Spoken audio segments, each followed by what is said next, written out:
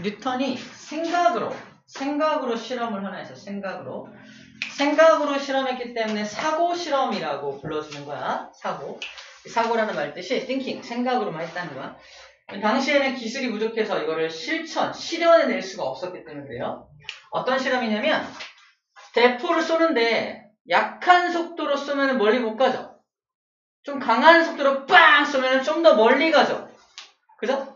근데 좀 더 강하게 빵 쏘면요. 더 멀리 가겠죠? 더 멀리 가서 떨어집니다. 떨어집니다. 떨어지는 거 보여? 떨어지는데 이 떨어지는 비율이 지구의 곡면 비율과 일치한다면 바닥에 닿아요? 못 닿아요? 바닥에 안 닿겠네. 그죠? 봐봐. 뿡! 멀리 가잖아. 엄청 빠르게 빵 쏘면은 떨어지는데 지구가 이렇게 원이잖아. 원이니까 지구가 이렇게 휘어진 원의 곡면과 일치하게 떨어지면은 절대로 바닥에 닿지 않게 되겠네라고 생각으로 실험을 한 거예요. 어이가 없죠? 어이가 있나요? 그래서 만약에 바닥에 안 떨어진다면 다시 삥 해서 원래 자리로 돌아올 수도 있겠네 라고 생각한 거예요. 이거 가능할까요? 가능합니다. 지금 이 원리를 이용하고 있을까요? 네, 이용하고 있습니다. 그게 바로 인공위성이에요. 인공위성을 일정한 궤도에 올려놓고 일정한 속도까지만 왕 만들어줘. 그 다음부터 놓으면은 일정한 속도면은 지구 중력 때문에 떨어지잖아. 근데 인공위성이 지구로 떨어지는 이 비율하고 지구의 곡면 비율을 맞춰놓은 거예요. 이렇게. 그래서 인공위성이 절대로 지구로 떨어지지 않고 계속 돌 수 있는 겁니다.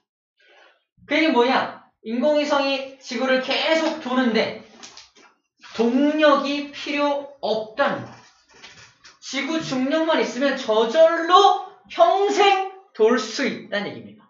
한번 쏜 포탄이 계속 힘을 넣어줘야 돌아요?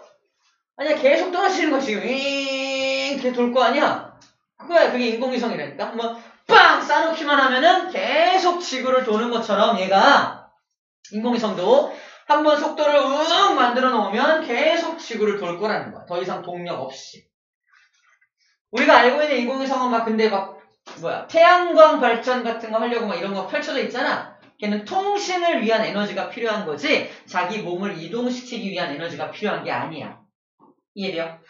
그래서 인공위성이 바로 이 원리를 이용하고 있다. 뉴턴이 사고 실험해주지 않았다면 아마 인공위성 기술은 좀 더 늦게 개발되지 않았을까라고 생각해주면 됩니다. 그럼 이 속도가 얼마냐 도대체? 얼마의 속도로 쏴야 지구를 계속 돌 수 있냐? 바로 이거예요. 8km/s입니다. 여기 나와있죠? 8km/s의 속력으로 포탄을 쏘면 지구 주위를 돌 수 있다. 1초에 8km만 가면 돼요. 1초에 8km만 가면 됩니다. 금방 가겠죠? 1초에 8km. 1초에 8km만 가면 지구 주위를 뺑뺑뺑뺑 돌 수 있습니다. 근데 이것도 지표면 근처니까 중력이 셀 거 아니야. 중력이 세니까 저 정도지. 중력이 약한, 조금 인공위성은 저 높이 있잖아. 중력이 약한 곳에 가면은 지구로 떨어지는 속도가 좀 적을 거 아니야.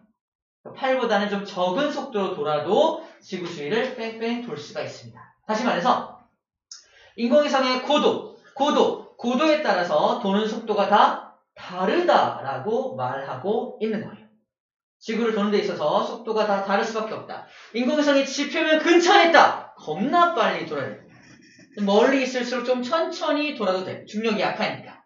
그런 원리를 갖고 있다는 것 정도로만 알고 있으면 될 것 같습니다. 네. 오케이. 자, 마지막. 이제 지구에 중력이 있기 때문에 자연현상에는 어떤 일이 벌어지는지 정리를 좀 해볼게요. 이제 가벼운 마음으로 들어주면 됩니다. 자, 중력 때문에 인공위성이 지구를 돈다며. 중력 때문에 태양 주위를 행성이 돈다며. 중력 때문에 행성 주위를 위성이 돈다며. 다 중력 때문에 벌어진 일입니다. 전체의 운동이 다 중력 때문에 벌어지는 거고요. 이 밀물과 썰물도 중력 때문에 벌어진 일이야. 밀물, 썰물. 이건 왜 그러냐면 지구가 이렇게 있으면 지구에 물이 있죠. 물. 물이 이렇게 차 있잖아, 지구에. 근데 달이 지구 옆을 돌고 있죠. 달이 여기를 돌고 있다면 달과 지구 사이에 중력이 작용하죠. 달이 지구를 당길 거 아니야? 지구가 달로 가나요? 지구가 달로 안 가지만 지구에 있는 물들은 유동성이 있기 때문에 달 쪽으로 쏠립니다. 다시 말해서 여기 물이 빠지고 여기 물들이 쫙 빠져서 이쪽으로 막 쏠려. 달 쪽으로 쏠립니다. 여기가 이렇게 물이 솟아 올라오고요. 원심력 때문에 반대쪽도 같이 솟아 올라옵니다. 여기는 물이 부족해지고요. 이 라인은 부족해지고 반대쪽으로 쏠립니다.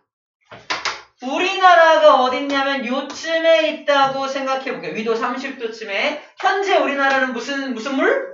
물이 빠져있는 곳에 있으니까 썰물이야. 하지만 90도를 돌면 여기 들어가는 거야. 밀물권 안에 들어가는 겁니다. 또 90도를 돌면 다시 썰물. 그죠? 또 90도를 돌면 다시 밀물. 그래서 한 바퀴 도는 동안 밀물과 썰물이 두 번씩 반복되는 이유가 바로 저 이유 때문이에요. 오케이? 물이 들락날락 하잖아. 밀물, 썰물. 지금 물이 움직이는 게 아니야. 물은 달 쪽에 고정되어 있는데 지구가 자전하면서 그 안에 들어갔다 나갔다 하는 거라고. 자, 중력 때문에 밀물과 썰물이 벌어진다는 거. 이 그림으로 꼭 기억을 해주면 됩니다. 세 번째, 바로 높은 산에 올라간 사람이 산소 마스크 쓰고 있는 거. 올라갈수록 중력이 약해지니까 공기가 희박해지니까 그렇습니다. 자, 그 다음에 중력 때문에 지표의 변화가 생긴다는 말이 나와 있습니다. 중력 때문에 지표가 변화된다. 이게 무슨 말이냐면 비가 막 내리면은 개울물이 흐르고 그게 시냇물을 이루고 강물 이루고 막 흐르잖아요. 흐르는 동안 지표를 깎아. 땅을 깎잖아. 깎으니까 땅의 모양이 변한다는 뜻입니다. 지표의 변화를 일으키는 것도 중력이 물을 땡겨주니까 당연히 지표가 변하는 거 아니야? 중력이 없다고 생각해봐. 물이 흘러? 물이 안 흐르지? 물이 안 흐르면 지표의 변화가 생겨? 안 생길 거 아닙니까? 그 얘기예요. 특히 U자국이라는 게 나타나는데 이게 뭐냐면 아까 이 사람 높은 산에 이 사람 서 있는데 여기 하얀 거 왜 하얀 거? 이게 다 산이야. 물이 빙산. 눈이 내렸는데 그게 녹지 않아요. 만년설이야. 근데 위에 또 눈이 와. 그럼 계속 눈이 쌓이면 눈이 꽉 눌려서 빙하가 됩니다. 빙하. 근데 어느 순간 빙하가 너무 많이 쌓이면 너무 무거울 거 아니야? 나중에 가운데가 쩍 갈라지면서 양쪽으로 흘러내립니다. 그 어마어마한 무게의 빙하가 산 밑으로 흘러내리면서 땅을 깎을 거 아니야? 그것도 중력 때문에 땅이 깎이는 거지. 빙하가 흐르면서 깎은 땅은 U자 모양으로 꽉 깎으면서 내려갑니다. U자 모양으로 깎인 그 땅에 물이 차오른 게 아주 아름다운 피오르라고 하는 게 있어요. 피오르. 좀 이따가 피오르의 아름다운 모습을 보여주도록 하겠습니다. 오늘 영상 파티다. 자, U자국이라는 것도 바로 중력 때문에 나타난다라는 말을 하고 있는 거예요. 지표를 변화시키는 거죠. 자, 중요한 거. 대류 현상. 이것도 영상으로 볼 건데 우주에서 촛불을 켜면 촛불이 동그란 모양으로 켜져요. 불꽃의 모양. 지구에서는 어떻게 돼요? 위로 이렇게 솟아올라온 모습으로 켜지잖아. 그게 자, 촛불을 딱 켜면 공기가 뜨거워지잖아. 뜨거워진 공기가 위로 훅 올라가면서 촛불의 모양을 위로 솟아오르게 만듭니다. 근데 가벼운 게 위로 올라가고 무거운 게 밑으로 떨어지는 거잖아. 근데 가볍다 무겁다의 개념도 중력이 있어야지만 성립할 수 있는 거예요. 여기 80kg짜리 사람이 있어. 쌤하고 이 사람하고 무중력 공간에 떠 있어. 누가 무거워? 무게를 알 수 없잖아. 중력이 없으면 무게가 없는 거야. 가볍다 무겁다 개념이 없는 거야. 그래서 가벼워서 올라가고 무거워서 내려오는 게 대류거든요. 대류가 중력이 있어야지만 대류라는 개념이 성립한다라는 말을 하고 있는 겁니다. 뜨거운 물이 올라가죠. 차가운 물 내려오죠. 이것도 중력이 있어야지만 된다고. 그래서 우주 공간에서 무중력에서 물 끓이면은 대류가 안 일어나. 아래만 뜨거워지고 뜨거워지고 열이 전도만 되겠죠. 이렇게 대류가 이렇게 도는 현상이 벌어지지 않습니다. 자, 그 다음에 기상현상. 뜨거워진 공기가 위로 올라가면서 구름 만들죠. 상승 기류가 구름 만들고 구름이 이제 비를 내리고 다 중력 때문에 벌어진 일입니다. 왜? 뜨거운 공기가 위로 올라가는 것도 아까 중력, 대류랍니다. 대류 때문에 뜨거운 공기가 올라가는 거고 올라가면서 구름 만들어지고 비가 내리잖아. 비가 내리는 것도 중력 때문에 내리는 거야. 중력이 없으면 만약에 비가 만들어졌어. 내려와요? 안 내려와요. 그 구름에 갇혀있겠지. 그럼 그 중력이 없는 세상에서는 비가 내리는 걸 볼 수 없다고. 그럼 기상현상이 벌어지지 않는 거네. 그죠? 중력 때문에 비가 내리고 눈이 내리는 겁니다. 그죠? 자, 그런 얘기들 하고 있습니다. 자, 그 다음에 중력이 있어서 우리 생명체들은 어떻게 진화했나 볼게요. 생명체가, 이건 진화론적 관점인데, 생명이 지구의 중력에 맞서서 그거를 이겨내면서 진화했다는 전제하에 이제 설명을 할게요. 기린이 목이 길게 진화가 됐어요. 목이 길게. 높은 곳에 있는 걸 먹다 보니까 목이 점점 길게 진화된 건데, 목이 길다 보니까 문제가 생겨. 어떤 문제? 뇌는 뇌는 어디 있죠? 뇌는 여기 있죠. 뇌는. 그죠? 심장 어디 있어요? 심장은 여기 있거든요. 심장에서 뇌까지 피를 공급하는 게 엄청 힘들어지는 거예요. 계속 빈혈에 시달려요. 저 기린은. 목이 길수록 빈혈이 잦아요. 나 좀 쉬고 올게. 이해됩니까? 빈혈이 심해요. 그래서 어떻게 진화했냐면 심장의 크기를 엄청 크게 만들어. 그리고 힘도 혈압이 사람의 9배라고 적혀있죠? 안쪽에는 혈압이 9배. 혈압이 9배. 사람의 혈압의 9배 정도의 혈압을 가집니다. 그래야 빡 짜줘가지고 머리까지 피를 보낼 수 있습니다. 중력이 없다면 굳이 피를 위로 보낼 때 힘이 들어가나요? 안 들어가. 중력이 없으면 좀 보내면 되거든요. 중력 때문에 심장이 더 크게, 강하게 발달된 겁니다. 그래서 기린의 심장이 이렇게 발달된 이유가 뭐냐? 결국 중력 때문이야. 이 얘기를 하고 싶은 거야. 그래서 기린이 가장 조심해야 될 때가 언제인지 알아요? 그래서 물 먹을 때. 물 먹을 때 그렇게 많이 쓰러집니다. 왜? 머리를 내려서 물 먹잖아. 근데 9배 압력으로 빡! 쏜단 말이야. 중력도 피를 당기고 그 다음에 심장도 9배로 피를 밀어주면 엄청난 압력이 머리에 가해질 거 아니야? 뇌출혈. 뇌출혈. 기린의 뇌출혈. 기린의 뇌출혈로 물 먹을 때 죽을 수 있습니다. 쓰러져. 뇌출혈이야. 그래서 뇌출혈. 강한 압력 때문에 그럴 수 있다는 겁니다. 자, 그 다음.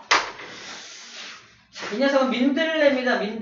민들레가 사랑을 나누고 있네요. 뭐죠? 왜 나누고 있죠? 뭐지? 어떻게 된 거야? 결국 끊었다. 민들레가 씨를 멀리까지 퍼뜨리는 데 있어서 털을 이용하고 있는 거. 갓털이라죠, 갓털. 갓털이야 털을 이용하고 있는데, 봐봐. 식물은 기본적으로 씨를 멀리 퍼뜨려야 돼. 왜냐면 자기 근처에, 내가 식물인데 자기 근처에 씨를 막 떨어뜨리면 내 자식들이잖아. 내 자식들하고 내가 영양분을 가지고 경쟁해야 돼. 좁은 공간에서 같이 살아야 되니까. 그래서 최대한 씨를 멀리까지 퍼뜨려야 영양 경쟁을 안 할 수가 있습니다. 그래서 멀리까지 보내야 되는데 이 중력이라는 놈 때문에 씨를 멀리 보낼 수가 없어. 그래서 중력을 이기고 멀리까지 가게끔 갓털이라고 하는 이런 구조를 발달시켰다는 겁니다. 이 갓털이 왜 생겼다? 이것도 중력에 의해서 중력을 이겨내기 위한 식물의 진화 방법이라는 거죠. 이해되나요? 중력 때문이구나 이거예요. 그 다음에 몸무게가 어마어마한 코끼리는 중력을 버티고 서 있어야 될 거 아니야? 그래서 골격, 엄청난 골격, 단단한 골격으로 이걸 버티고 서 있는 겁니다. 코끼리가 만약에 무중력 공간에 살고 있다면 굳이 골격이 이렇게 발달되고 크고 튼튼할 필요가 없다는 얘기예요. 어차피 떠다니는데, 그죠? 이래니까 그런 얘기예요. 쌤의 골격도 어마어마하게 튼튼한 이유가 뭐다? 이 중력을 버티려고 서 있는 거예요. 깜짝 놀랄까? 아닌가? 그 다음 이거 좀 처음 보는 내용인데 사람의 귀 속에 전정기관이라고 하는 게 있어요. 여러분들 눈을 감고 왼쪽으로 기울여봐. 오른쪽으로 기울여봐. 그리고 왼쪽인지 오른 한 번에 맞추게 해봐. 그러면 내가 어느 쪽으로 기울어졌는지를 눈 감고도 알 수 있니? 알 수 있다니까? 나는 눈 감고 해놓고 어떤 사람이 날 딱 들고 양쪽으로 막 기울여. 내가 어느 쪽으로 기울었는지 알 수 있어 없어? 있다니까? 왜? 귀 속에 그걸 감지하는 기관이 있어요.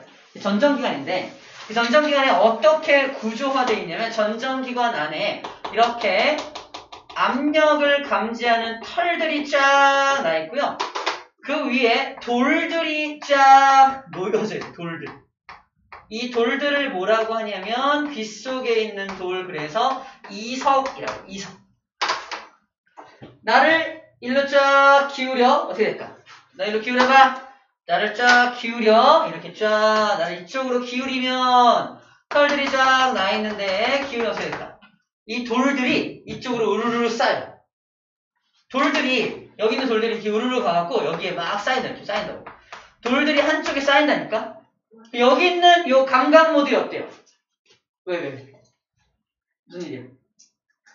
여기 요 돌들이 쌓인 곳에 밑에 있는 요 감각모들이 죽을 것 같아 이럴 거 아니야, 그죠? 엄청 무거워 이럴 거 아니야. 그때 우리는 어떻게 감지한다? 아, 이쪽으로 기울였구나 라고 감지한다. 이러니까 이 감각모들이 소리치는 거야. 그냥 죽은 거야, 그죠? 중력이 없다면 이쪽으로 한쪽으로 쌓이나요, 돌들이? 안 쌓이겠죠. 이것도 중력을 이용해서 사람들이 이 평형 감각을 유지 또는 감지할 수 있도록 발달된 예라는 겁니다. 사람이 만약에 무중력 공간에서 진화했다면 이런 구조는 만들어질 수가 없다는 얘기를 하는 거예요. 맞나요?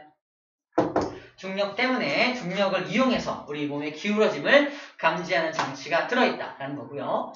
조류, 새죠? 새가 중력을 이기고 막 날라야 되잖아. 그러니까 가벼워야 돼.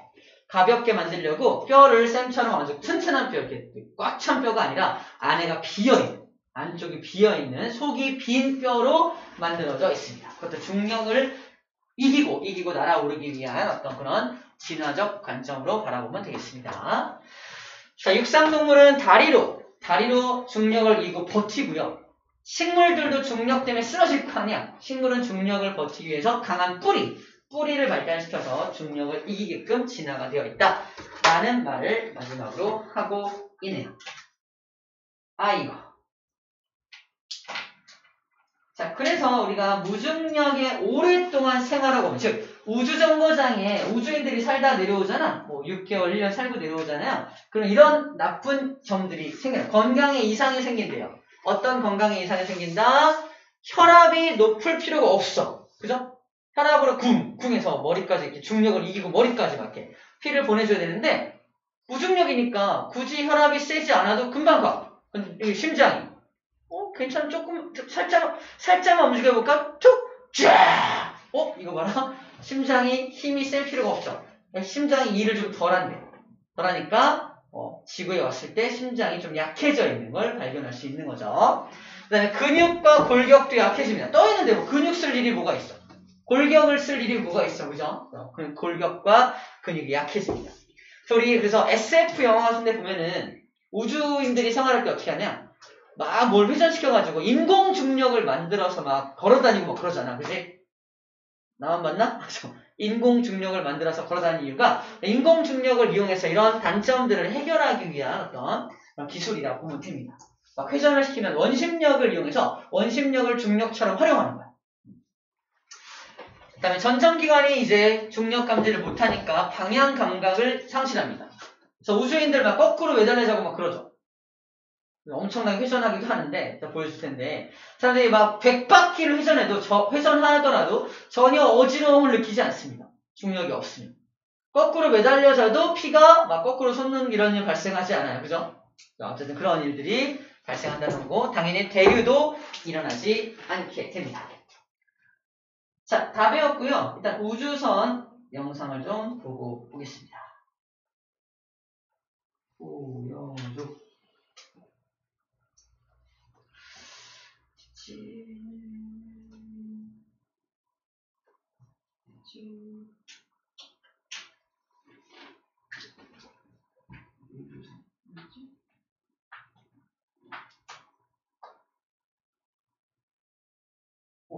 그렇죠?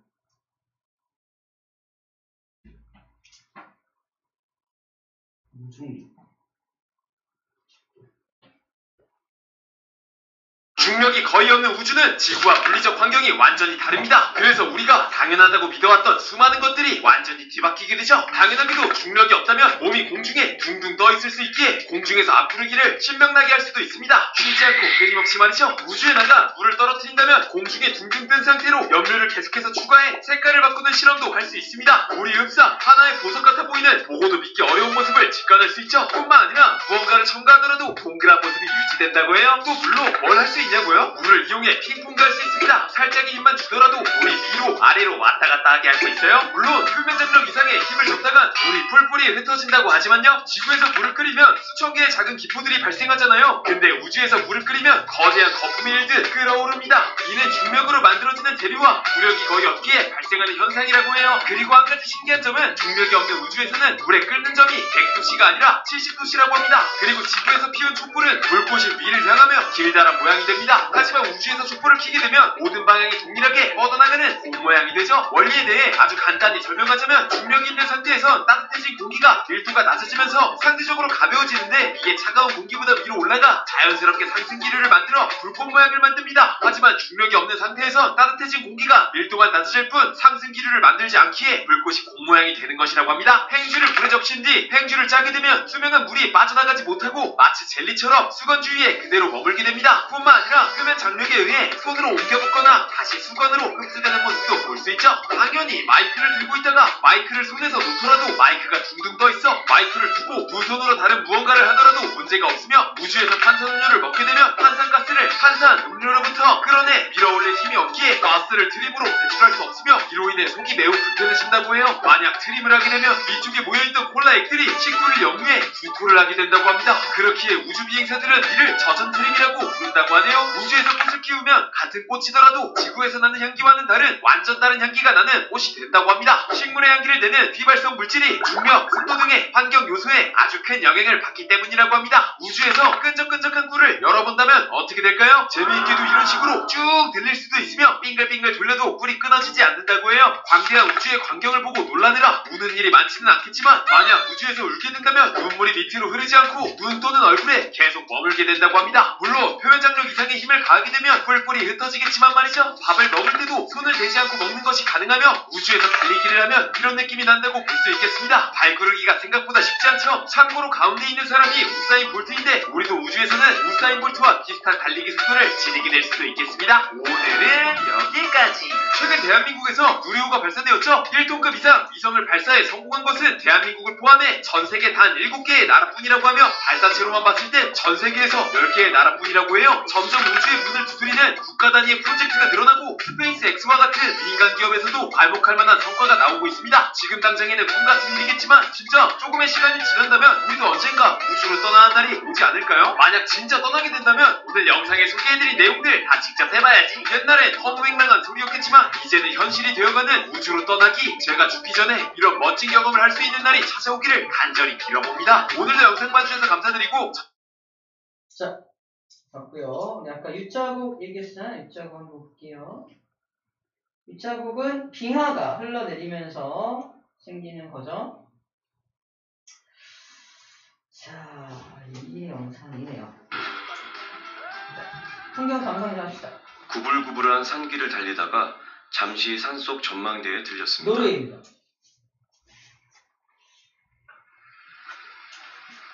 이곳은 게이랑에르 피오르를 내려다볼 수 있는 노르웨이에서 손꼽히는 아름다운 전망대라고 합니다. 그런데 절벽 아래를 내려다보기도 전 사진 촬영 부탁을 받았는데요.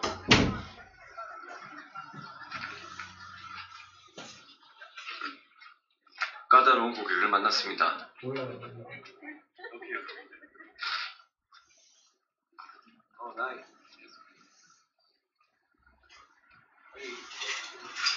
풍광이 너무나 아름다워 기념사진을 안 찍고는 못 베기는 이곳, 바로 플리달 슈베트 전망대입니다. 와, 드디어 게이랑게르가 보입니다. 와, 멋있는데요? 와, 무슨 멈춰있는 사진 같아요. 노르웨이의 수많은 피오르 가운데 아름답기로 손꼽히는 게이랑에르 피오르입니다. 빙하기 말기에 엄청난 크기의 빙하가 산 아래로 밀려가면서 육지의 바닥을 긁어 깊은 골을 내고 그 자리에 바닷물이 차올라 형성된 피오르.